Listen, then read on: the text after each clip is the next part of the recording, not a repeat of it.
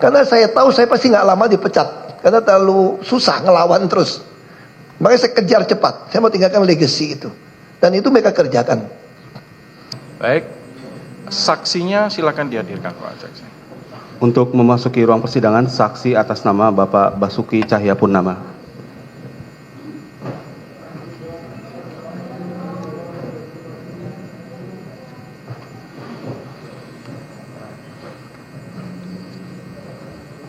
Silakan duduk.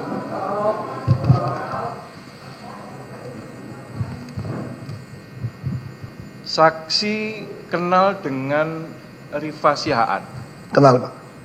dengan Maya Kusmaya, Kenal. dengan Edward Corney.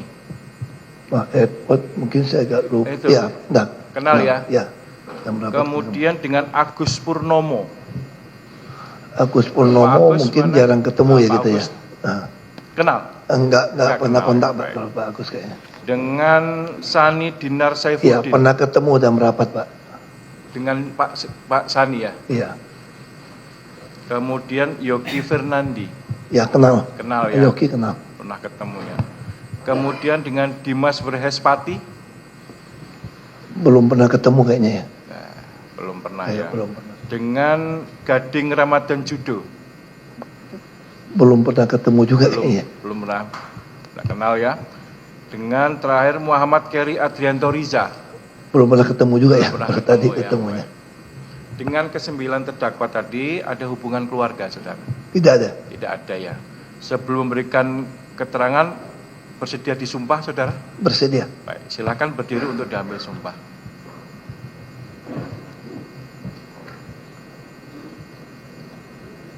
Ya, ikuti lafaz sumpah yang saya pandu. Dua, Pak. Dua. Atas nama Tuhan saya berjanji. Atas nama Tuhan saya berjanji. Sebagai saksi Sebagai saksi akan menerangkan akan menerangkan yang benar. yang benar. Tiada lain Tiada lain daripada daripada yang sebenarnya. yang sebenarnya. Kiranya Tuhan menolong saya. Kiranya Tuhan menolong saya. Ya, silakan duduk. Baik ya, jadi saksi sudah berjanji ya. Jadi maknanya sama dengan bersumpah. Nantinya dalam memberikan keterangan, berikanlah keterangan yang sebenar-benarnya, sejujur-jujurnya, apa adanya. Saksi hanya menerangkan apa yang dilihat, didengar, dan dialami sendiri oleh saksi. Atau informasi-informasi yang saksi ketahui sehubungan dengan perkara ini. Ya. Kalau tahu ya diterangkan, kalau memang tidak tahu ya bilang tidak tahu. Jangan ngarang, jangan berbohong, atau jangan sekali-kali dengan sengaja memberikan keterangan yang tidak benar. Kalau itu dilakukan maka secara otomatis melanggar sumpah janji yang sudah ucapkan. Konsekuensinya selain berdosa menurut agama juga ada pidananya. Dalam tindak pidana korupsi ini ancaman hukumannya 12 tahun. Gitu ya Pak ya. Jadi sudah saya ingatkan untuk memberikan keterangan yang sebenar-benarnya. Baik, penuntut umum. Jadi satu ya hari ini ya. Siap, Baik, untuk lebih mempersingkat waktu karena waktu kita tidak banyak. Silakan dilakukan pemeriksaan untuk saksi. Terima kasih. Silakan. Ya. Saya awali saksi Bapak Basuki Cahayapurnama, betul ya? Ya. Di tingkat penyidikan, apakah saudara saksi pernah diminta keterangan dan dibuatkan berita acara pemeriksaan? Kemudian jawabannya betul, jawaban saudara saksi dalam keadaan bebas tidak tertekan? Ya, pernah. Betul ya? Dan Dibenarkan BAP ini ya? Ya, ini. Di BAP saudara menjabat selaku komisaris utama PT Pertamina Persero periode 2019-2024, betul ya? Bisa dijelaskan saat itu susunan Dewan Komisaris di Pertamina siapa saja? Wah, saya cuma ingatnya ada Pak Fikri, ada Pak Budi Gunawan. Ada berapa? Ada komisaris utama, kemudian di bawah. Saya komisaris utama. Komisaris utama cuma satu ya? Ada wakilnya, Ada itu wakil. dari Wamen. Pak Archandra. Pertama Pak Pahala, Oke. sebelumnya Pak Suhasil. Pak Suhasil. Nah, Oke. waktu saya baru masuk Pak Suhasil. Oke, kalau lupa. Mohon maaf Pak, saya lupa saudara saksi. juga. Pertanyaan selanjutnya, di antara para terdakwa ini, apakah ketika saudara menjabat selaku komisaris utama, ada yang saat itu menjabat selaku direksi di PT Pertamina? Seingat saudara saksi. Seingat saya belum ya waktu itu ya. Anak-anak muda ini belum. Belum ya. Nah, Di subholdingnya masih ingat? Belum. juga. Oke. Saudara saksi ya, berdasarkan Undang-Undang 19 tahun 2003 ya, di pasal 31 salah satu tugas komisaris yaitu melakukan pengawasan terhadap kinerja direksi. Yang menjadi pertanyaan saya, bisa saudara saksi jelaskan secara singkat saja mekanisme serta bentuk pengawasan saudara saksi selaku komisaris utama terhadap direksi baik di holding maupun subholding seperti apa? Ya. Kami ada komite audit, ada komite remunerasi, juga ada komite satu lagi manajemen risiko. Itu kita ada komitenya, dan pasti kami ini kan kolektif. Oke. Kolektif. Lalu subholding itu juga punya komisaris, dewan komisaris sendiri. Nah, lalu bagaimana hubungannya? Kami selalu mengikuti bersama membuat rencana kerja anggaran perusahaan RKAP setiap akhir tahun, yang kemudian disahkan oleh pemegang saham, diwakili tentu Menteri Keuangan, diwakili oleh Menteri BUMN. Nah, disitulah kami setiap bulan melakukan monitoring pelaksanaan RKAP tersebut. Dan kami juga menerima laporan dari whistleblower ataupun dari 135. Kalau ada laporan yang masuk, kami biasa menugaskan komite audit untuk memeriksa. Dan kalau ada pemeriksaan yang dirasakan ada masalah, biasa kami minta BPKP atau BPK untuk turun untuk memeriksa. Jadi prosedurnya seperti itu. Oke. Tentu kami juga berhak memberikan masukan-masukan saran untuk perbaikan. Misalnya yang kami lakukan, kami membuat sebuah program optimalisasi biaya kepada seluruh jajaran sampai ke bawah. Di situ ada pemotongan biaya, ada penambahan pemasukan, revenue enhancement, dan yang ketiga itu adalah cost avoidance. Dan perlu Pak Jaksa ketahui, Pak Hakim ketahui, di masa kami inilah Pertamina mencapai keuntungan terbesar dalam sejarahnya. Tiap tahun naik, puncaknya di tahun 2023, sebelum saya tinggalkan, untung 4,7 miliar dolar. Itu yang bisa kami laporkan. Oke. Jadi setiap tahun untung. Oke, salah satu dokumen yang akan dijadikan rujukan komisaris ketika melakukan pengawasan terhadap direksi tadi sudah sebutkan RKAP ya, Rencana Kerja Anggaran Perusahaan. Kemudian ada juga dikenal dengan RJPP, Rencana Jangka Panjang Perusahaan ya. Apakah tadi kan sudah saksi menjelaskan dimulai di 2018 subholding itu terbentuk di PT Pertamina ya. Apakah RJPP dan RKAP di subholding itu berbeda atau terpisah dengan RKAP maupun RJPP di holdingnya sendiri di PT Pertamina? 2018 kayaknya belum ada subholding ya. Kayaknya belum. 2020 atau 2021 Ya. baru ada subholding.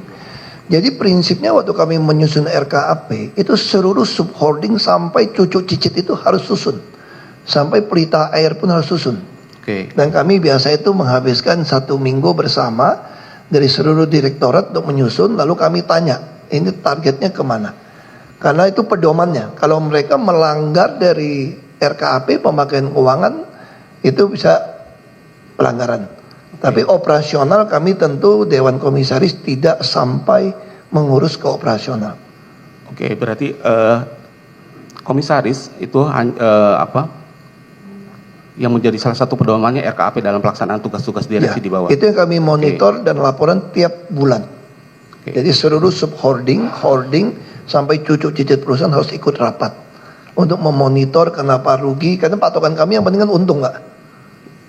Kalau nggak untung pasti kami kejar. Dasarnya kenapa nggak untung itu, Pak. Oke, terima kasih saudara saksi. Kemudian keterangan Ibu Nike, saksi sebelum persidangan ini menjelaskan bahwa salah satu misi yang diemban oleh Pertamina selaku BUMN energi utama yaitu sebagai menjalankan public service obligation atau PSO, Pak ya, untuk menyediakan BBM itu baik Pertalite maupun solar. Nah, saudara selaku komisaris utama, bagaimana saudara bisa memastikan bahwa direksi-direksi baik di holding maupun subholding itu menjalankan fungsi PSO yang diamanatkan oleh pemerintah tadi? Ya pertama kan nggak bisa bohong ya Pak ya. Kalau di SPBU kosong kan ketahuan mereka nggak kerja Pak. Oke. Lalu kami udah bikin sebuah sistem digital untuk memonitor Nah zaman saya itu kita berhasil membuat monitor dari hulu, ngangkat minyak berapa barrel per hari, sampai kapal kirim, sampai ke SPBU kami bisa kontrol dengan baik. Jadi semua bisa dikontrol, sampai kapal di mana semua dikontrol dengan baik dengan sistem digital. Makanya di situ kami bisa mengurangi dampak kerugian atau pemborosan yang tidak sengaja terjadi. Jadi sistemnya semua digital bisa kita monitor. Bisa dilihat di lantai berapa, saya lupa 21 apa 22, itu bisa monitor semua. Semua real time kami monitor. Sampai SPBU yang macet dia kirim pesanan, sampai ada yang ngisi pakai tangki, semua kami bisa monitor. Oke, terima kasih saudara saksi ya. Kemudian saya sedikit tadi saudara menyinggung tentang keuntungan yang diraih oleh Pertamina. Sebagaimana kita ketahui kan pasar Pertamina ini hampir 96% lah pasar migas ini dikuasai oleh Pertamina. Pasti untung itu saudara saksi karena customer-nya sudah ada ratusan juta masyarakat Indonesia. Pertanyaan saya bagaimana saudara sebagai komisaris memastikan bahwa keuntungan yang diperoleh Pertamina ini dengan direksi yang menjalankan fungsi operasional itu sesuai atau emang seharusnya keuntungan yang diperoleh Pertamina tidak ada pengurangan keuntungan misalkan ketika ada tadi inefisiensi dalam menjalankan operasional tadi. Ini mohon maaf Pak Jaksa, Iya. Pak Hakim. Justru Pertamina itu berdarah-darah sebetulnya di Patra Niaga itu, cash flow-nya itu merah, rugi. Berapa kali rugi, kenapa? Karena pemerintah memaksa tanda kutip barang subsidi tidak boleh dinaikkan. Mungkin di sini perlu saya luruskan. Banyak orang berpikir Pertamina ini seenaknya menaikkan harga. Padahal tanpa izin presiden, menteri pun tidak berani menaikkan harga. Lalu apa yang terjadi? Mungkin Bapak Ibu masih ingat ketika harga minyak dunia naik, SPBU swasta sudah menaikkan harga. Pertamina kok tidak naik? Kami itu cash flow-nya itu arus kas itu merah itu, miliaran dolar. Di situ kami terpaksa minjam uang dengan pendek, direksi pinjam. Kami setuju. Kenapa? Karena pemerintah tidak izin naikkan harga. Padahal subsidi ditentukan bisa Rp1.000. Ini udah beda 5.000. Pemerintah nggak mau tahu. Termasuk satu harga. Itu banyak masyarakat nggak paham. Ini yang disebut dari Ibu Nike tentang public service obligation. Subsidi yang satu harga itu kirim barang gitu banyak. Itu kita bisa subsidi sampai 1 triliun. Pertamina keluar uang. Makanya saya pernah lapor presiden. Kalau Bapak kasih kami ubah sistem subsidinya dengan ke orang, dengan sistem digital, kami punya My Pertamina. Dan anak-anak muda ini, mohon maaf Pak ya, kenapa bisa anak-anak muda ini jadi direksi? Karena kami mengubah sistem waktu itu. Dulu tuh urut kacang. Yang muda ini nggak bisa 20 tahun, kalau kerja 20 tahun baru bisa sampai ke senior vice president. Saya selaku ketua komite normasi, saya potong. Ribut sama direksi yang lama, sama BUMN. Nggak bisa. Dasarnya meritokrasi. Anak umur berapapun kalau dia mau kerja, jujur harus jadi direksi. Ini yang kita lakukan Pak. Lalu apa yang terjadi? Tidak disetujui. Oke. Nah itu yang saya sampaikan Pak. Padahal saya bilang saya bisa untung $6 miliar kami. Oke. Kalau subsidi tidak dalam bentuk barang, tapi dengan sistem voucher digital. Dan anak-anak muda ini sudah membuat Pertamina yang kartu Pertamina itu, yang My Pertamina.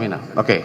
Itu bisa jadi kuno luar biasa. Tapi itu juga kesulitan pemerintah tidak izinkan kami melakukan terobosan ini. Oke, saudara saksi. Kami sudah menangkap keterangan saudara ya. Kemudian di persidangan sebelumnya juga ada Pak Arcanda maupun Ibu Nike menjelaskan bahwa kebutuhan BBM nasional itu sekitar 1,4 juta barrel per hari. Kemudian kemampuan domestik itu menyerap sekitar 800.000, sehingga ada kekurangan sekitar 600 barrel per hari. Itu dari sisi impor minyak mentah. Kemudian ada juga kondisi sebelum di 2018 saudara saksi, ada faktanya bahwa ada 255.000 barrel per hari itu yang bagian minyak mentah bagian negara itu yang dilakukan ekspor pada akhirnya. Kemudian dampaknya untuk memenuhi kebutuhan BBM kita melakukan impor juga terhadap minyak mentah yang sama. Kemudian ada impor BBM. Ini terjadi secara dan waktu yang bersamaan. Nah, kondisi seperti ini apakah saudara selaku komisaris pernah mendapatkan informasi atau laporan dari direksi terkait adanya kondisi seperti ini? Ada minyak mentah yang diekspor, tapi ada di sisi lain ada pelaksanaan impor baik minyak mentah maupun BBM. Ya, tentu mohon maaf saya teknis tidak kuasai betul, tapi yang kami dengar mungkin Pak Jaksa harus pahami juga sedikit. Minyak mentah itu bermacam-macam jenisnya Pak Jaksa. Jadi ada jenis yang low sulfur misalnya, itu harganya tinggi, kita nggak butuh barang itu. Jadi dalam perdagangan Pertamina itu biasa saja. Kalau ada barang mau dibeli orang lebih mahal, kami tidak butuh barang lebih mahal, kami impor. Itu biasa. Jadi jangan punya pemikiran kita. Semua barang yang dikeluarkan dari minyak bumi bagian pemerintah harus kita serap. Kita bicara dagang. Makanya secara teknis saya tidak kuasai betul, tapi kita ada mengenal minyak mentah yang mahal. Itu sampai kerjasama dengan Korea di SK Oli itu heavy apa gitu, saya lupa lah istilahnya itu. Jadi itu kita pilih lebih baik kita ekspor. Tapi kita bisa beli impor yang lebih murah. Karena tugas kami adalah menghemat devisa negara. Oke. Kami itu Pak yang namanya lakukan. Saudara saksi. Mungkin saya konfirmasi, apakah saudara saksi pernah mengetahui atau membaca Permen SD 42 tahun 2018 tentang prioritas pemanfaatan minyak bumi untuk pemenuhan kebutuhan dalam negeri. Nah itu kemarin penjelasan dari Pak Archandra selaku Wakil Menteri SDM itu ada Permen SDM ini dimaksudkan agar minyak mentah olahan dalam negeri ini bisa dioptimalkan penyerapannya oleh PT Pertamina. Di zaman saudara, apakah Permen SDM ini pernah saudara mendapatkan laporan dari direksi Pertamina? Sudah dijalankan atau belum? Ya, pasti dijalankan Pak. Malahan bagian kontraktor asing pun kami paksa untuk beli. Karena kami mau menghemat biaya kapal Pak. Jadi kan kalau begitu lifting dari kontraktor asing itu, SDM kan ada pembagian 5% punya negara. Dan yang punya negara kami serap, kami akan beli, ada harganya tiap bulan. Bahkan kemudian kami mulai berpikir, kenapa yang asing ini tidak jual kepada kami juga? Supaya kita mengurangi biaya kapal, mengurangi transport. Tapi tentu sebagian asing ada yang mau, ada yang nggak mau. Jadi dalam perminyakan itu, saya kira ESDM mengeluarkan ide itu adalah dalam rangka sebanyak mungkin kita serap. Oke. Tapi bukan berarti barang boten pun kita serap gitu Pak. Jadi ini ada hitungannya, ada jenisnya. Oke. Gitu Pak. Apakah saudara saksi selaku komisaris juga mendapatkan informasi bahwa ketika dilakukan impor BBM atau minyak mentah itu akan menimbulkan biaya-biaya lain seperti biasa pengapalan, kemudian ada kebutuhan storage, sehingga mengakibatkan lebih mahal penyediaan BBM dengan metode impor seperti itu? Ya, kita memang sudah bukan eksportir minyak mentah lagi Pak. Jadi kita kebutuhan impor itu bisa 700.000 sampai 800.000 barrel per hari untuk menutupi kekurangan kita. Dan kita juga mengalami kilang-kilang kita ini kilang-kilang dengan Nelson Index istilahnya Pak ya. Kalau diterjemahkan bahasa awam itu kilang ini udah payah Pak, udah tua Pak. Sehingga tidak efisien kilang ini sebetulnya. Maka kita terus memperbarui kilang. Kalau impor pasti konsekuensi akan Lebih mahal. Karena kadang-kadang kita tender kan kita nggak berani tender jangka panjang. Nah, kita tender jangka panjang nggak berani. Kalau namanya pendek, tentu orang kamu butuh ya istilahnya ya agak mahal. Tapi terpaksa kadang-kadang dilakukan karena kita punya tanggung jawab supaya jalan Pak ya. Oke. Nah, apalagi yang masalah Pak?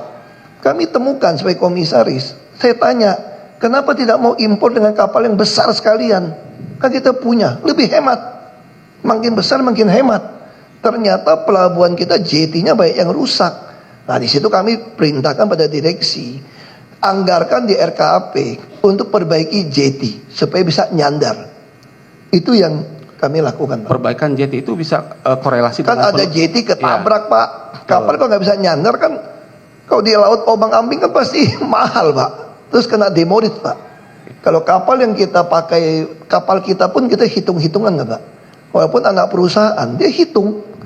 Kalau dia misalnya 4 hari harus bongkar, tahu-tahu dia seminggu, dicas Pak. Itu jutaan, bisa ratusan ribu Itu dolar. akan menimbulkan biaya tadi, pengangkutan. Iya, makanya karena itu Pak, JT itu kami perbaiki. Oke. Kemudian saudara saksi ya, terkait perkara yang sekarang kita sidangkan, ini ada beberapa fakta yang kami akan sampaikan kepada saudara saksi. Kemudian saya akan menanyakan apakah saudara pernah mendapatkan informasi terkait fakta tersebut. Pertama, adanya penolakan lifting minyak mentah domestik yang berdampak dilakukan ekspor tadi. Kemudian adanya pengadaan sewa kapal dengan biaya yang lebih tinggi. Kemudian ada juga tadi dari aspek penyewaan terminal. Sebetulnya menurut keterangan direksi dan beberapa saksi lain, Pertamina ini memiliki sekitar 113 terminal BBM yang masih bisa digunakan dalam rangka pengoptimalan penyimpanan BBM. Tapi di 2014 ada fakta ada penyewaan TBBM Merak pada saat itu di zaman Ibu Karen, kemudian tidak dimasukkan dalam RKAP maupun IJP, kemudian proses pengadaannya dipaksakan seperti itu, sehingga Keberatan Bapak Ketua. Oke. Ini pendapat. Bentar, kami sedang menggambarkan. Ini nggak fakta ada persidangan faktanya, nggak ada seperti itu. begitu persidangan Pak, nggak usah ditambahin. Faktanya ada penyewaan 2014 begitu. Oke, itu keterangan saudara Karen, izin yang mulia. Nggak ada, nggak ada, Oke, nggak ada. selesaikan dulu sebentar. Nanti penilaian fakta bisa berbeda antara saudara dan kami kan? Makanya jangan dibawa-bawa Tidak- fakta. tidak jadi ditambah. Sudah. Ya. Biar diselesaikan dulu. Ada Nanti yang silakan dipaksakan katanya. Mana Nanti ada? dengar nanti dulu. Sudah. Silakan dilanjut.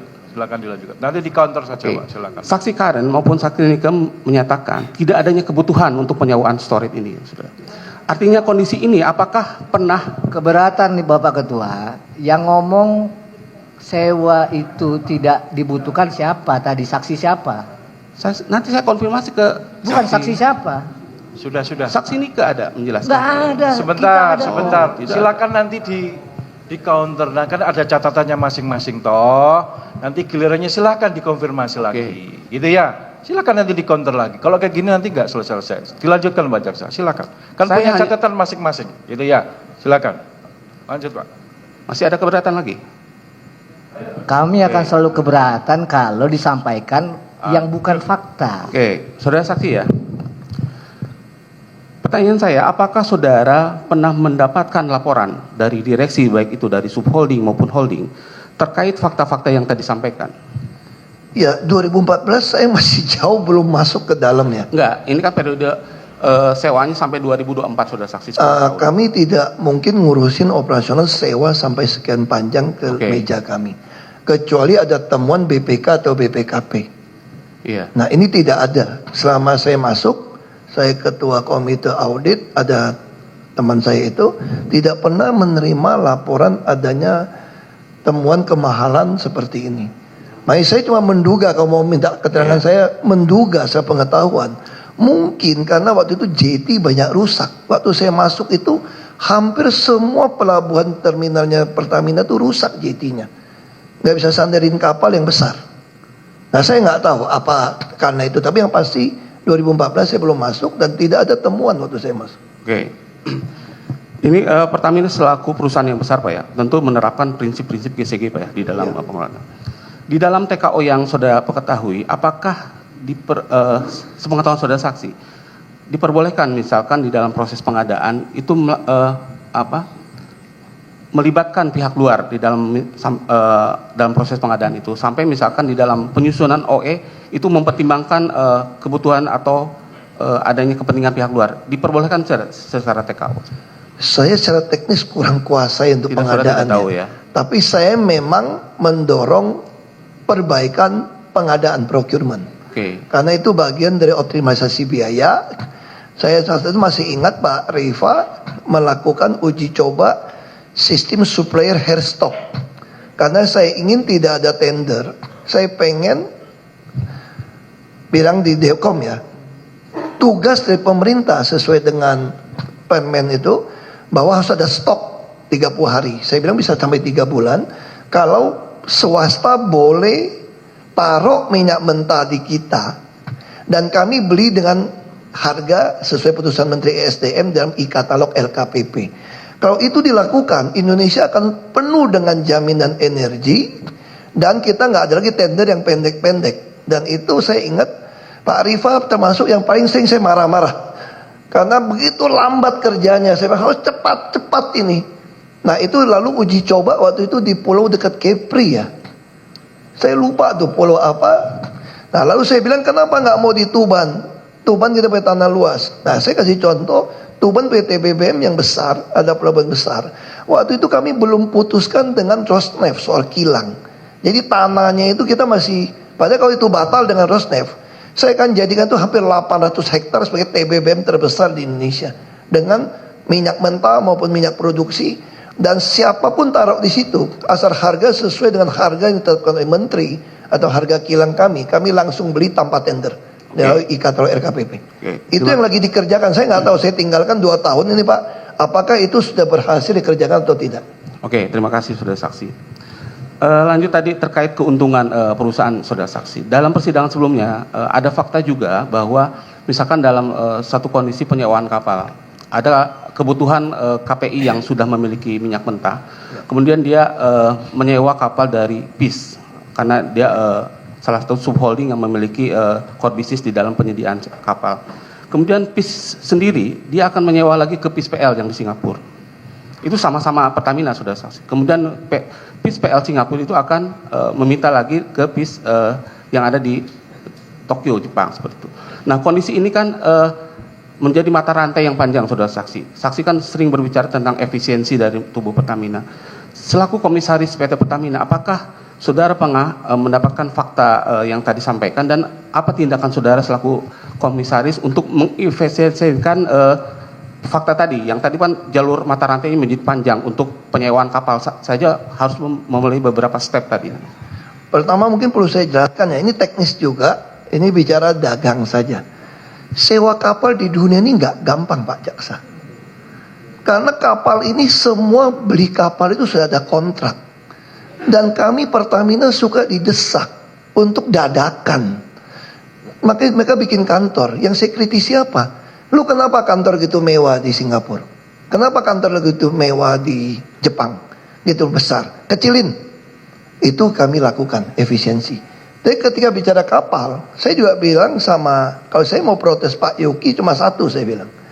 Saya bilang kalau mau belajar kapal, beli kapal yang besar. Karena kita kalau bicara kapal itu harus usianya muda dan kapasitasnya besar. Nggak mampu kerjasama dengan orang. Makanya saya protes Pak Yuki waktu itu, 1% saja kerjasama sama Jepang. Marah saya. Kamu ini bercanda sama saya. Saya minta Anda kerjasama yang besar. Kenapa cuma 1%? Terus terikat. Nah katanya mau belajar. Jepang juga pengen belajar 1%. Nah di dalam sidang kami, dalam pemeriksaan tidak ada yang salah. Jadi dalam hal ini biasa Pak. Makanya ditongkrong di Singapura itu untuk ngawasin kapal mana kosong, kapal mana yang. Jadi kapal ini gak gampang mau ambil karena semua kapal itu sudah ada muatannya. Jadi kita mesti tahu celahnya. Makanya di situ kadang-kadang kita taruh perusahaan yang ada join dengan asing supaya lebih gampang untuk dapatkan kapal. Karena ada istilahnya ada timbal balik Pak sama Jepang. Kamu kasih saya ngangkat barang saya, nanti kamu butuh barang, saya juga angkat barang kamu. Karena kan laut ini kan menganut asas sabotage istilahnya Pak ya, kalau salah Pak ya. Sabotage itu kapal kita ini nggak bisa masuk ke Amerika, ada nggak bisa masuk ke Timur. Jadi ada kapal ini, di situ gunanya kerjasama di buka kantor di Dubai, buka kantor di Jepang, di Singapura, kerjasama dengan orang ambil kapal itu supaya kapal kita bisa nyebrang. Bendera kita nggak bisa ke Amerika Pak, kalau nggak beli di Amerika. Nah disitulah gunanya kita kerjasama saling tuker. Dalam hal ini saya pikir memang BPK juga nggak ketemu kesalahan, memang nggak salah juga memang dalam dagang seperti itu Pak. Oke, terima kasih saudara saksi. Tadi saudara jelaskan di awal saudara menjabat sampai dengan di awal Januari ya, di awal Januari tahun 2024. Saya berhenti. Anda berhenti atau mengundurkan diri saudara saksi? Saya mengundurkan diri. Bisa dijelaskan sedikit apa dasar latar belakang saudara mengundurkan? Saya harusnya sudah mengundurkan diri di akhir Desember 2023. Setelah saya selesai menyusun RKAP 2024. Sayangnya RKAP 2024 pengesahan RUPS oleh Menteri BUMN terlambat. Baru dilakukan di Januari. Nah, begitu dilakukan di Januari, saya mundur.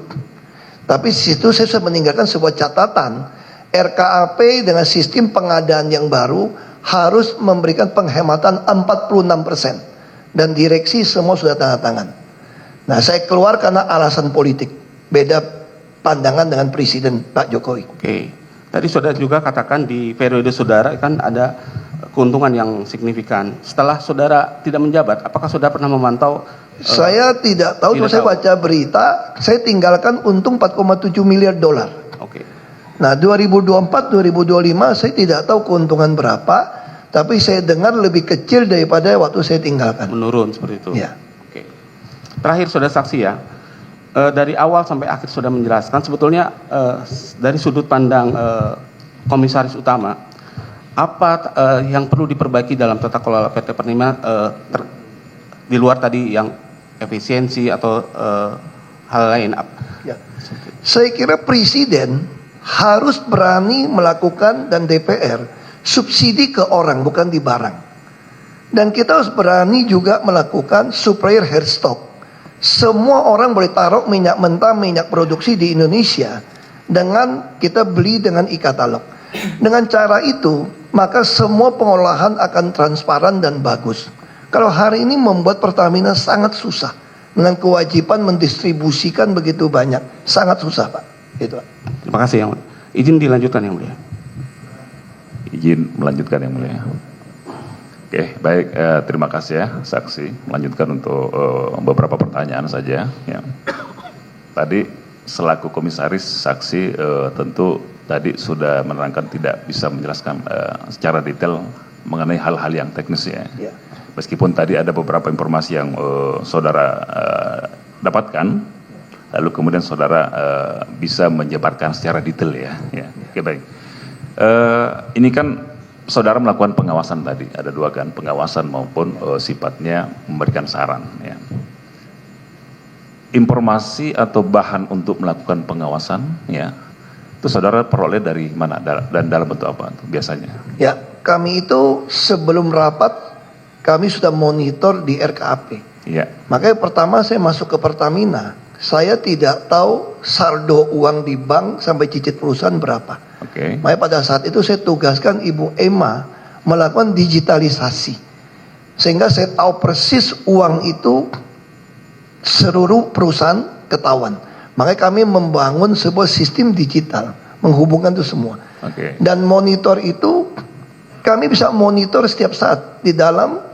Kita ada Pertamina terlalu canggih, Pak. Uangnya banyak, Pak. Kita punya Microsoft, ada namanya tuh saya lupa tuh. Saya tinggal buka di iPhone saya atau di iPad saya bisa ikutin semua minyak, uang, semua saya bisa ikutin. Sehingga mereka nggak bisa bohongin kami. Bahkan ada joke begini. Direksi kalau hari rapat dengan saya, itu malamnya tuh kuliah, belajar semua. Karena saya kan kejar sampai detail dengan data yang digital saya punya. Jadi itu dengan monitor RKAP dengan data, saya lupa ada berapa aplikasi. Itu tinggal buka di iPad semua keluar. Minyak semua saya bisa kontrol dengan baik. Jadi ada sistem yang bisa menjadi Bisa. Bapak jasa bisa ke Pertamina, bisa lihat semua digital lari kemana. Oke. Sampai kapal delay berapa hari saja, Pak ya. Baik. Saya bisa curiga ada kencing atau enggak. Saya bisa perintahkan tangkap. Itu sistem itu dibangun oleh Dewan Komisaris. Zaman saya, kita minta direksi. Dewan Pak. Komisaris ya. Ya, kami yang usul. Punyanya. Ya. Punyanya Dewan Komisaris. Enggak, punyanya kami. Pertamina kan Oke. BOD, BOC kan sama, Pak. Baik. Pertamina, Pak. Nah, berarti yang menyiapkan data informasi itu adalah Pertamina. Ya, Direksi ya, kira-kira seperti itulah ya. bukan direksi, Pak. Masing-masing direktorat. Masing-masing direktorat. Sampai ke bawah, direksi pun tidak bisa kontrol Oke, orang memasukkan baik. data, Pak. Baik. Nah, selain informasi itu, saudara atau Dewan Direksi bisa secara inisiatif mencari informasi tersendiri di luar itu. Dewan Komisaris. Iya. Kami whistleblower yang Oke, dipasang. salurannya adalah Ya, whistleblower. nomor pengaduan itu langsung ke saya. Oke, banyak Dan- pengaduan Pak di sana Pak. selama periode saudara? Pernah pengaduan soal pengadaan, Oke. ada berapa perusahaan orang kalah bersaing, Oke. itu kita bisa terima. Terus? Nah, termasuk pengadaan soal editif, termasuk ya itu aja Pak, pengadaan Seputar yang pengadaan. Ya. Secara umum pengadaan apa masalahnya yang dilaporkan? Biasa kan orang kalah bersaing bisa protes, Iya. bisa diperiksa BPK juga. Nah kami protes apapun harus kami teliti. Oke, akhirnya identifikasi dari Dewan Komisaris terkait dengan Ya, karena itu memang persoalan tugas Ya, kami. Apa identifikasinya kalau saudara bisa menyimpulkan dari beberapa laporan melalui whistleblower itu, kemudian teridentifikasi apa sih masalah yang terjadi? Misalnya gini Pak, Ya. pernah ada pengadaan editif. Ya. Kita udah butuh editif, lalu terjadi nggak pada tanda tangan direkturnya Pak Masud Hamid, nggak ada tanda tangan. Ibu Nike juga mengatakan yang tanda tangan harusnya Pak Masud, ini udah anak perusahaan bukan saya lagi. Tapi ini kan barang kita butuh. Lalu BPK juga turun tangan. Nah saya di dalam Dekom rapat, karena Pertamina besar kami hampir tiap hari rapat itu Pak, anak-anak perusahaan tugaskan komite audit mengaudit. Lalu komite audit itu biasa tuh mantan BPKP ada polisi ada, yang pensiunan, mereka mengaudit. Ketika hasil audit itu dilaporkan, nah kami melihat ini perlu dikirim audit dari BPKP atau tidak. Kalau perlu kami kirim surat kepada BPK, kepada Menteri BUMN, minta lapor ke BPK. Ketika bisa ada BPK lapor pada kami akan lapor ke pihak aparat, KPK ataupun polisi ataupun jaksa. Kalau sampai ada, itu prosedur yang kami lakukan. Oke, baik, sudah ditangkap ya. Lalu kemudian tadi saudara saksi juga menerangkan ada komite mitigasi risiko juga yang kemudian berjalan di Dewan Komisaris ya. Saudara ikut di komite itu atau berbeda Kami fungsinya? tidak ikut, tapi secara umum dia kerja harus laporkan pada Dewan Komisaris. Oke, ada laporan Saya kepada di saudara renumerasi ya, Oke. karena kita bagi-bagi Pak ya. Di periode saudara menjabat 2019 sampai 2024 ada beberapa laporan dari komite mitigasi risiko yang saudara dapatkan? Ya, Di antaranya adalah salah satu ya soal pembangunan kilang karena ada masalah COVID. ya, masalahnya apa pembangunan kilang? Jadi delay Pak, Oke. karena COVID. Akhirnya kemudian dampaknya, Pembangkakan implikasinya biaya. apa? Pembangkakan biaya, lalu kita putuskan ini mau dihentikan atau mau diteruskan. Kalau teruskan tambah biaya. Tentu kami akhirnya lempar pada Menteri BUMN lagi Pak, Oke. dalam RUPS. Apakah ini terus atau tidak? Kami bikin surat kepada Menteri BUMN. Proses seperti itu Pak. Baik, saya melanjutkan ini di keterangan saudara ada beberapa keterangan ya, Ya. di poin 10 khususnya ya. Ada beberapa penyimpangan yang saudara identifikasi dan saudara terangkan ya. Di poin 10 huruf A ini ada peningkatan kuota impor ya. Nah, sebelum masuk ke poin A ini saudara menyampaikan narasi atau keterangan adalah pada saat menjabat selaku komisaris utama PT Pertamina Persero sejak November 2019 ya sampai dengan 2024 terdapat beberapa penyimpangan. Ya, nanti saya singkat aja ringkas. Di antaranya adalah saya memulai dari poin A ini. Adanya peningkatan kuota impor minyak mentah dan impor produk kilang. Itu yang apa? Perasa itu yang saya garis bawahi ya. Bisa dijelaskan lebih lanjut apa sih yang terjadi di sana Jadi sehingga yang disebut saudara penyimpangan- mengidentifikasi ini selaku Ya, penyimpangan. Silakan. ketika ada laporan tender editif untuk blending di kilang itu bermasalah untuk Patraniaga. Saya lupa waktu itu untuk Pertamax Turbo atau apa gitu loh. Ya. Nah disitulah kita periksa, kita panggil periksa. Kenapa bisa terjadi gitu loh. Nah itu yang kita lakukan. Ya. Karena ada laporan, terus kami juga temukan ada pengadaan, itu berapa PT itu, satu PT diganti nama. Maka itu juga kami sampaikan. Itu juga ada juga penyimpangan, harga pengadaan itu barang sama, ganti nama bisa berbeda. Nah itu semua kami periksa, kami lapor pada direksi untuk diperbaiki. Makanya saya sampaikan, kalau sistem procurement kita perbaiki, di RKAP 2024, direksi tanda tangan semua, itu kita akan penghematan 46%. Ya. Itu yang saya maksud, penyimpangan di sini adalah yang mengganggu optimalisasi biaya kami. Oke. Nah, jadi mahal pengadaannya. Baik. Ini kan salah satu output ya dari tugas pengawasan Dewan Komisaris ini adalah memberikan juga masukan, Ya, betul. saran, ya. Kalau misalnya ya direksi menemukan satu pelanggaran atau penyimpangan yang serius nih dilakukan oleh direksi atau terkait dengan tata kelola yang ada di holding maupun subholding, outputnya apakah juga saran atau rekomendasi atau dia produknya tertentu gitu loh? Rekomendasi kami pecat, Pak. Ya, Pecat direksinya. direksinya. Terus ada kasus. Kalau misalnya ada pelanggaran Ya, serius. sayangnya 2 tahun terakhir keputusan mengangkat direksi atau bukan itu tidak melalui Dekom sama sekali. Langsung di bypass oleh Menteri BUMN. Makanya di situ saya sampaikan pada Pak Jaksa yang pertama, Ya. di situ saya sampaikan pada Pak Presiden, kalau Anda betul-betul mau saya perbaiki Pertamina, kasih saya jabatan dirut atau enggak sama sekali. Dan ketika usulan saya ditolak soal subsidi segala macam, program tidak lakukan, saya nyatakan saya mundur. Saya bukan kejar gaji, bukan kejar jabatan. Saya kejar legacy untuk memperbaiki Pertamina kok. Kalau Anda nggak sepakat dengan saya, walaupun Anda presiden, saya berhenti. Oke, cukup. Itu ya. saya lakukan, Pak. Udah saya tangkap itu ya. Sebetulnya pertanyaan saya gini, Rikas Pak ya. Kalau dia sifatnya pelanggaran atau penyimpangan, itu kan tadi tetap outputnya adalah rekomendasi kan, seperti itu ya. Ya. Nah, saya kembali ke bentuk penyimpangan yang saudara sebut di poin 10 huruf A, ya. Di antaranya adalah peningkatan kuota impor nih, ya. Ada isu yang kemudian menjadi perhatian Dewan Direksi nggak? Apa sih yang masalah dengan peningkatan impor itu? Saya tidak mengatakan penyimpangan di impor loh. Ini yang saya sebut tuh di B itu bisa dibaca, Pak. Jadi jangan mengatakan. Tunggu sebentar, saya bacakan ya. Ya, bukan penyimpangan impor loh, Pak. Kita Sebentar, saya melihat bacakan, ada peningkatan kuota minyak mentah, Pak ya. Bapak bacakan aja, Pak. Harga lebih tinggi, kita udah panggil mereka. Kita curiga, sebagai orang dagang curiga dong, Pak.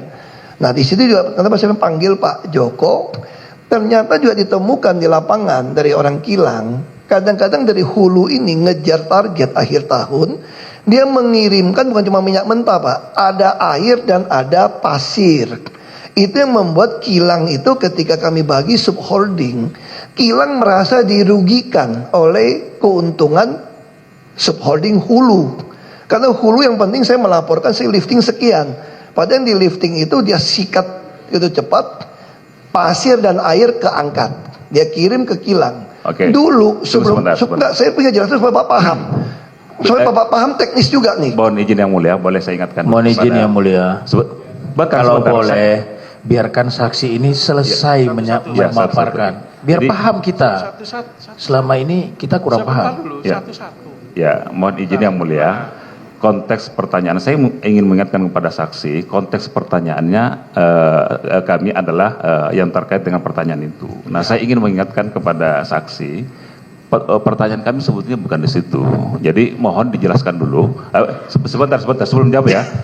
Sebentar. Ya. Sebelum dijawab, ya, saksi coba mencermati dulu, selesaikan dulu pertanyaan kami, baru dijawab ya. Karena konteks pertanyaan kami sebetulnya keterangan saksi juga nih. Betul. Ya, Justru saya bilang, saya mau jelaskan keterangannya ke Ya. arah mana gitu. Saya belum Jangan- selesai, saya belum Silakan, selesai. Saya. Nah, keterangan saksi adalah ini beberapa penyimpangan itu kan keterangan saksi juga di poin 10 ini sebelum masuk ke poin IT ya. Nah, konteks pertanyaan saya tadi adalah masih di keterangan saksi ini adalah ada peningkatan kuota impor. Nah, di sini sebenarnya detail ini penjelasannya ini. Ada misalnya tidak dapat diserap seluruhnya, tidak dapat masuk ke Pertamina itu bahasa saksi. Ini yang konteks itu yang saya ingin tanyakan sebetulnya. Jadi agak berbeda dengan tadi ya. Ya, makanya saya sampaikan, kami Dekom, kan kita awam kan. Kami heran kenapa ada minyak diekspor, kenapa ada minyak diimpor. Oke, silakan. Sama kayak Pak Jaksa juga gitu loh. Kami tentu menduga ini penyimpangan kan, makanya di situ kita panggil direksi. Oke. Dari direksi dipanggil, kami jadi paham. Oh, ternyata ini tidak semua kilang bisa ngolah. Terus yang kedua, teman-teman di kilang ini menolak kiriman minyak mentah dari hulu karena ada pasir, ada air. Makanya kami panggil direksi semua. Oke, sekarang kita bikin aturan baru. Kalau barangnya jelek, walaupun ini barang sendiri, tolak. Oke. Karena kalian sudah dibagi di subholding. Tapi kalian tetap harus bisa produksi. Nah, di sini kita sampaikan penyimpangan itu udah di-clearkan Tapi penyimpangan mana yang jadi kita laporkan lagi, diperiksa audit? Soal editif. Kan di bawah B ada, Pak. Ya, saya belum ke Nah, B. jadi itu Belum- yang belum saya ke B, ya. sampaikan. Yang Jadi, poin A dulu. nah, itu, Pak. Oke, udah ya. Nah, ini kan kemudian saudara juga menerangkan satu istilah yang kemudian ketika ini terjadi impor, harga lebih tinggi. Sebentar ya, jangan jawab dulu sebelum saya selesai. Nah, pertanyaannya adalah, apakah kemudian ada satu isu ya yang jadi perhatian khusus dari Dewan Komisaris ketika saudara menjabat itu? Nah, ini kira-kira Pertamina atau yang direksi yang di Pertamina pada periode itu ada ketidakpatuhan nih dengan permen tadi yang diterangkan oleh rekan kami 42 ini yang terkait dengan pemenuhan kebutuhan dalam negeri yang prioritas itu. Sampai ke situ nggak ada satu kesimpulan atau satu pemikiran ini jadi isu nih ketika ini terjadi terus-menerus ini bisa menjadi satu frame bahwa Pertamina tidak patuh terhadap Ya. kebijakan dan regulasi yang sudah ditetapkan. Ya tentu kami Dewan Komisaris ini kerjanya ya suuzon. Ya, Karena kami ditugaskan dibayar untuk mengawasi. Makanya ketika terjadi kami melihat dari luar, kok kenapa impor, kenapa ekspor? Makanya tadi saya jelaskan. Setelah tahu teknis, kami paham. Tidak semua minyak mentah itu sama kualitas bisa terima dari kilang. Makanya di situ kami melihat, ini bukan kesalahan direksi untuk impor dadakan, dapat harga mahal, toh BPKP tidak ada temuan pengadaannya menyimpang atau tidak. Dan masih untung. Lalu di situ kami mengusulkan sebuah ide, kenapa tidak membuat supplier hair stock supaya nggak usah tender terus menerus, taruh saja barang, siapapun yang taruh barang di Indonesia kami beli, udah saya jelaskan tadi. Itu yang kami usulkan. Kami selalu bukan cuma curiga, panggil, periksa, lalu kami selalu memberikan usulan. Bisa tanyakan pada direksi yang saudara jadi tersangka. Saya ini udah termasuk orang paling cerewet, bukan cuma marah, tapi saya pasti kasih solusi. Marah ada solusi. Saya bukan sembarangan marah, tapi ada solusi. Karena mereka juga orang kan, bukan orang yang mau sembarangan, gaji begitu besar kok, ada tantim begitu besar kok, masa nggak mau untang uang halal. Tapi kami selalu kasihkan solusi. Itu. baik. Selama saudara menjabat ya, ada nggak satu bentuk ya pelanggaran atau penyimpangan yang kira-kira menurut saudara saksi sendiri paling berat di Pertamina? Paling berat sudah ketemu kasus LNG, Pak. LNG. Terus yang lain? Kami laporkan. Yang lain nggak ada temuan, Pak. Kalau LNG kan memang ada Yang berat, kerugian ya. dilaporkan, Pak. Ya, yang sampai kemudian rekomendasinya dipecat tadi istilah saudara ya. Ya kita kirim surat pada Menteri BUMN, Pak. Oke, baik. Ini saya ingin menanyakan aja ya penegasan ya. Tadi masih di poin 10 huruf A ini keterangan saudara ini ada dua nama, namanya Pak Joko Priyono dan Pak Masud Kamit, dua-duanya mantan Ya. direksi pada anak perusahaan Pertamina Subholding ya. Satu KPI, satu PPN. Ini istilah saudara sebut di sini yang sudah dicopot nih. Ini ada persoalan nggak dengan dua orang ini sehingga kemudian ini disebut sebagai mantan yang sudah dicopot nih? Ya. Ada masalah nggak dengan dua? Bagi saya dua saudara ini adalah dirut yang terhebat yang Pertamina punya. Untuk mau perbaiki produksi kilang, termasuk perbaiki Patraniaga. Makanya saya sangat senang dengan mereka. Semua yang saya arahkan dia kerjakan. Termasuk soal editif, Pak Mahfud ini lebih baik dipecat daripada dia tanda tangan kalau ada penyimpangan pengadaan. Makanya saya bilang ini adalah salah satu terbaik yang kita punya. Pak Joko ini, Copot ya istilahnya. ini orang kilang asli dari kilang. Ini orang menurut saya adalah orang yang terbaik pengetahuan tentang kilang. Dia yang kasih tahu saya kelemahan kilang, apa yang mau diperbaiki. Ketika dia dicopot, saya pun mau nangis, saya telepon dia. Dia bilang gini, Pak, udahlah Pak, saya di Jogja saja, kerja las saja Pak. Dia bilang. Saya pikir BUMN ini keterlaluan gitu loh. Mencopot orang yang bukan meritokrasi. Kenapa orang yang mau lakukan yang saya lakukan dicopot? Ini orang terbaik Pak Joko itu. Makanya saya tulis dicopot. Makanya saya selalu bilang sama Pak Jaksa, kenapa saya mau lapor ke Jaksa? Ya. Periksa tuh sekalian BUMN, periksa tuh presiden bila perlu. Kenapa orang terbaik dicopot? Oke, baik. pengunjung. Bisa tertib, pengunjung. Pengunjung, ini persidangan, ya. Ini bukan hiburan. Oke, Tolong. baik. Jangan bertepuk tangan. Jadi, baik, silakan dulu. Ya, terima kasih Yang Mulia. Oke, tadi saya mencatat beberapa keterangan dari saksi juga bahwa kemudian sebetulnya kalau ada temuan BPK atau BPKP ya yang terjadi selama pengelolaan di Pertamina maupun di holding, subholdingnya, itu kemudian disampaikan kepada direksi, betul ya? Semua masuk ke Semuanya? kami, Pak, komisaris, Pak. Itu yang menyampaikan direksi atau BPK? Atau Kalau ada BPKP? temuan yang rahasia pun dari KPK pun dia bisa kirim pada kami, Pak. Oke, Kami sering hubungan dengan KPK, Pak, Ya. dalam rangka pengawasan ini, Pak. baik. Kalau yang terkait dengan proses pengadaan, saudara pernah terima nggak ada satu persoalan yang kemudian menjadi temuan BPK ya di sistem pengadaan di Pertamina? Ada, saudara pernah mendapatkan informasi? Kami tidak Selama pernah periode dapat, saudara, ya? tidak ada, Pak. Ya? Di masa saya tidak ada.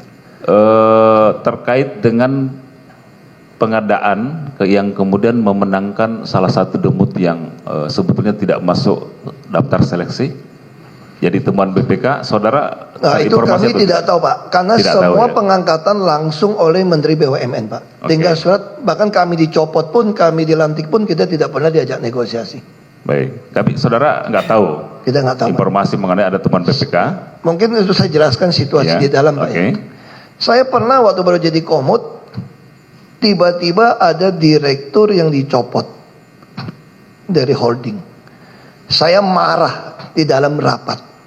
Ini apa-apaan, kok komut nggak tahu ada direktur diganti dari menteri. Lalu ada bagian Kolsek, siapa itu Kolsek itu, corporate secretary, dia angkat tangan. Mohon maaf Pak Komut itu nggak berhak untuk menentukan direksi mana diganti mana enggak. Itu haknya Menteri BUMN. Saya waktu itu mau saya lempar pakai botol air minum udah. Dia gituin saya. Tapi setelah saya jalanin saya memahami sistem kita memang begitu kayaknya. Makanya saya terus lapor pada presiden 1 tahun 2 tahun tidak ada reaksi. Makanya tahun ketiga saya sudah putuskan. Sebetulnya awal tahun kalau saya mau ngomong, almarhum Pak Kuntoro Mangkusubroto, dia teman baik bapak saya, dia sudah nasihatin saya, dia datang ke Pertamina sama Pak Eri. Pak Suki, kamu percaya sama saya, nggak ada guna di sini, mending berhenti. Makanya saya berhenti dari komut di PLN katanya, karena semua ada di Menteri BUMN.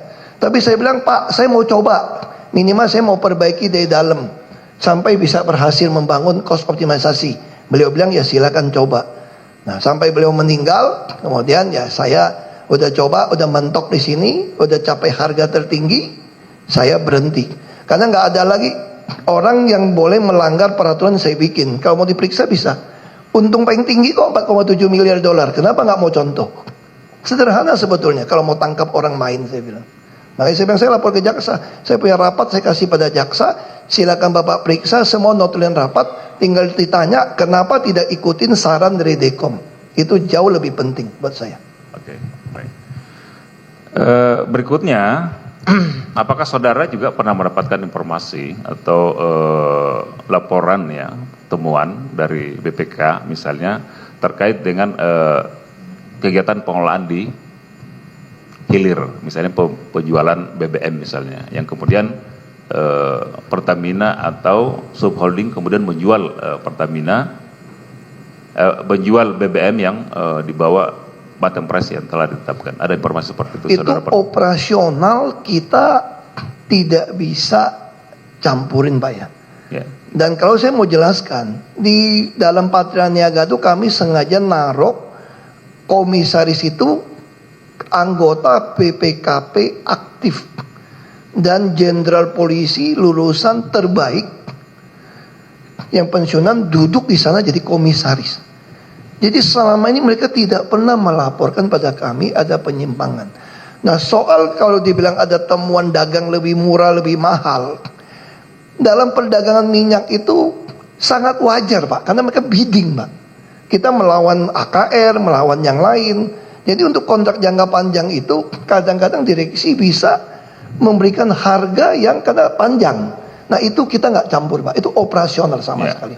pertanyaan saya adalah apakah pernah saudara dapat informasi temuan BPK misalnya Tidak, karena orang 2024, BPKP-nya, ya orang BPKP-nya jadi komisaris nggak pernah laporkan Pak. nggak pernah ya? BPK ini BPK misalnya ada nggak? Kita nggak pernah Pak. Nggak pernah. Karena pasti lapor pada kami Pak. Kalau Oke, baik. Berikutnya, tadi juga saudara menerangkan kemudian pernah mengusulkan satu sistem pengadaan yang efisien yang baru ya. Ya. Tapi kemudian apakah kemudian ditindaklanjuti, di apa namanya, dikabulkan misalnya. Tapi kemudian ini pernah saudara mengusulkan. Ada masalah apa dengan sistem pengadaan sebelumnya? pengadaan sebelumnya itu membuat Indonesia tidak punya cadangan lebih dari 30 hari. Karena kalau mau sampai 30 hari berapa hari, mau berapa miliar dolar. Sebetulnya dalam undang-undang migas itu menjadi tugas pemerintah. Tapi karena pemerintah merasa Pertamina adalah BUMN, padahal dalam undang-undang migas Pertamina ini diperlakukan seperti swasta sebetulnya. Tapi karena pemegang saham adalah pemerintah, Pertamina ditugaskan, lu rugilah kira-kira gitu. Kamu nombok, kamu mesti nombok demi supaya negara ini aman secara minyak. Jadi secara prinsip, makanya kami usulkan, kenapa tidak mau supplier Herstock dengan e-katalog RKPP. Saya bawa tim Pertamina ketemu kepala RKPP ada 3 kali. RKPP juga saya undang datang ke Pertamina. Saya ingin RKPP itu ada satu halaman khusus untuk pengadaan Pertamina. Seperti yang saya punya waktu saya di Jakarta. Jakarta menjadi provinsi pertama yang punya halaman khusus pengadaan. Makanya saya bisa hemat uang begitu banyak di Jakarta. Tapi apa yang terjadi ketika saya tidak jadi gubernur lagi? Semua diubah. Ada nggak BPKP mengatakan itu temuan? Cuma kelebihan bayar Pak. Makanya saya juga bilang sama Pak Jaksa, kalau mau periksa di Indonesia kasih tahu saya bisa kasih tahu Pak. Banyak bisa ditangkapin Pak. Kalau Bapak mau Pak. Itu aja Pak. Oke, baik. Satu pertanyaan lagi dari saya ya. Mungkin kawan kami bisa menambahkan. Dewan Komisaris itu juga mengawasi soal etika perilaku personal dari direksi maupun. Betul. Betul ya? Betul. Termasuk itu ya? Ya. Bagi komisaris di periode saudara, kalau pertemuan-pertemuan yang kaitannya dengan goal bersama antara direksi misalnya dengan pihak-pihak lain yang punya kepentingan sebetulnya dengan proses pengadaan, itu bagaimana menurut direksi Dewan Komisaris? Ini soal pribadi ya. Saya dulu paling benci main golf Pak. Oke, silakan. Saya melarang semua orang Pemda tidak boleh main golf karena kita kerja terlalu banyak. Tapi ketika saya masuk ke Pertamina, saya baru menyadari semua orang minyak dari Amerika, Chevron, Exxon ngajak main golf terus. Saya kan malu Pak, nggak bisa mukul Pak. Saya terpaksa pergi sekolah golf supaya bisa menemani mereka. Karena misalnya saya nego dengan Exxon, saya mau minta bagian saham. Itu ternyata negosiasi di lapangan golf itu jauh lebih murah daripada naik klub. Saya kira golf adalah tempat negosiasi paling sehat, paling murah. Jemur jalan murah. Dan bayarin anggota main itu sangat murah. Makanya saya belajar golf. Saya menjamu orang-orang Exxon untuk main golf. Saya sampai ke Chevron diajak main golf. Minimal saya tidak main 138 lah kira-kira gitu loh. Main 100 masih oke. Nah itu biasa Pak. Dan makan kami di dalam lapangan golf itu suka isi-isian juga Pak. Apresiasi Pak. Apresiasi Pak, bukan judi Pak itu Pak.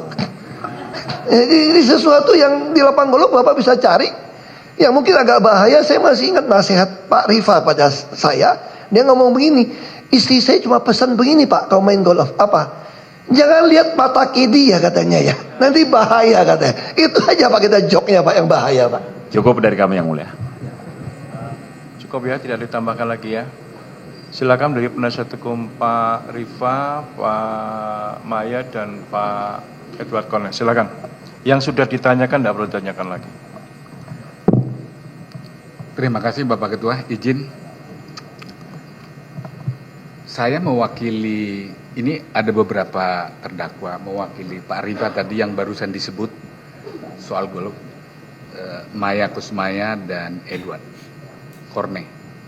Nah, yang lain kan ada timnya. Jadi pertanyaan saya yang berhubungan dengan mereka bertiga. Tapi bisa juga relevan dengan yang lain. Kami sudah mencatat tadi apa yang disampaikan oleh saksi dengan baik ya. Tapi ada penegasan-penegasan yang ingin kami sampaikan dalam rangka pembelaan ketiga terdakwa ini. Tadi menyebutnya anak muda. Betul memang masih muda ya dibandingkan Pak Ahok ya? Gini Pak, di Pertamina itu kalau mau sampai posisi senior vice president, dulu sebelum saya masuk minimal kerja 20 tahunan. Maka itu yang kami rombak. Di situ ada hasilnya anak-anak muda, maksud saya umur 30-an, 40-an ini, dulu bisa 50-an baru bisa posisi. Akhirnya mereka bisa duduk di posisi senior vice president waktu muda. Yang penting mau menuruti saran kami, mau menjalankan RKAP dengan baik, maka jadi promosi. Ya sempat dulu direksi SDM yang lama protes Pak. Makanya saya katakan anak muda, saya sudah 60 tahun Pak. Sudah pensiun Pak. Mereka ini masih 40-an, di bawah 40, itu saya anak muda Pak. Jadi kata anak muda itu tadi kontekstual ya, yaitu mereka yang mempunyai kemampuan ya, yang Maaf bisa Pak Hakim ya, saya potong Pak Hakim ya. Saya tidak mengatakan anak muda lebih pintar daripada orang tua juga loh. Jadi jangan salah paham ya. Saya tidak fanatik orang muda pasti lebih hebat, enggak. Saya cuma katakan saya meratakan lapangan tanding. Tugas saya adalah mengadministrasi keadilan. Saya tidak mau ada orang dianggap muda, dianggap tidak pantas menduduki jabatan orang yang lebih tua. Itu yang saya maksud. Makanya saya meratakan lapangan tanding. Itu yang saya lakukan. Jadi artinya karena prestasi, nggak lihat umurnya muda atau tua, Ya. diberikan kesempatan. Ya. Dan tadi saksi melihat anak muda yang 3 ini tadi kan, menyapanya anak muda kan begitu ya. Ya. Saya agak terkesan tadi dengan pernyataan itu. Dalam konteks itu ya. Ya dibandingkan orang Pertamina yang lama-lama itu mereka sangat muda. Dan seharusnya nggak boleh dapat posisi ini. Dan Tapi karena memang pintar. Mereka memang bisa paham semua yang kami sampaikan. Nggak gampang zaman sekarang kalau kerja. Kita punya banyak sekali aplikasi yang harus Anda isi. Ada namanya Power BI. Aku bilang apa Power BI? Itu nggak gampang untuk baca. Belum lagi baca RKAP. Belum lagi kita bicara menggunakan M-Team. Ini kita butuh orang yang paham teknologi dan digital. Dan lebih penting lagi memang komunikasinya dia paham. Baik. Nah, walaupun kadang-kadang saya suka merasa kamu ada yang batas-batasin ya. Takut lo ya. Ya semua pada takut BUMN lah, takut dipecat Pak. Betul. Kemudian tadi saksi menjelaskan tentang My Pertamina ya tadi ya. Tapi agak terpotong dalam konteks anak muda ini yang membuat My Pertamina kan gitu. Bisa dijelaskan Pak? Ya, jadi kita itu ada aplikasi apps gitu ya. Seperti di situ tuh sama kayak kalau bayangin, kalau tadi kan 96%. Kalau seluruh konsumen BBM di Indonesia harus belanja dengan My Pertamina aplikasinya, kita ini jadi sumber duit tuh orang pasang iklan, pasang voucher digital. Di zaman Pak Masud, kenapa saya begitu dorong anak muda ini gitu? Saya senang dia bikin My Pertamina. Saya masuk, kok nggak dimanfaatkan? Saya dorong untuk non tunai segala macam. Saya kasih contoh, pernah kejadian Bekasi banjir. Ketika Bekasi banjir, SPBU ada yang tenggelam. Saya panggil Pak Masud Hamid datang, Pak, gimana kita kasih bantuan CSR untuk yang kena banjir? Lo bilang mau baginya gimana? Gini, saya pengen kasih bensin kepada mereka dalam bentuk voucher. Gimana caranya? Pakai My Pertamina. Kamu tolong cek siapa yang suka ngisi bensin lebih dari 3 kali seminggu. Pakai motor. Pasti orang itu tinggal sekitar situ dan termasuk ekonominya sedang. Kamu kirim aja 10 liter, 15 liter bagian promosi My Pertamina, termasuk voucher-voucher dibalikin. Kita kerjasama bisa belanja di Alfamart, bisa di kayak toko-toko yang lain. Ini vouchernya luar biasa. Makanya saya mau minta ngembangkan My Pertamina. Dan waktu zaman kita waktu itu udah terus naik ya pemakaiannya. Saya lupa itu angkanya. Nah itu karya anak-anak muda. Saya lupa siapa tuh satu yang agak hitam-hitam itu satu. Yang saya marahin terus karena saya orangnya nggak sabar. Karena saya tahu saya pasti nggak lama dipecat. Karena terlalu susah ngelawan terus. Makanya saya kejar cepat. Saya mau tinggalkan legacy itu. Dan itu mereka kerjakan.